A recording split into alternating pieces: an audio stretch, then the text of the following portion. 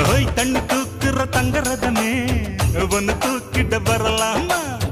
தண்ணி பானைக வச்ச இடத்து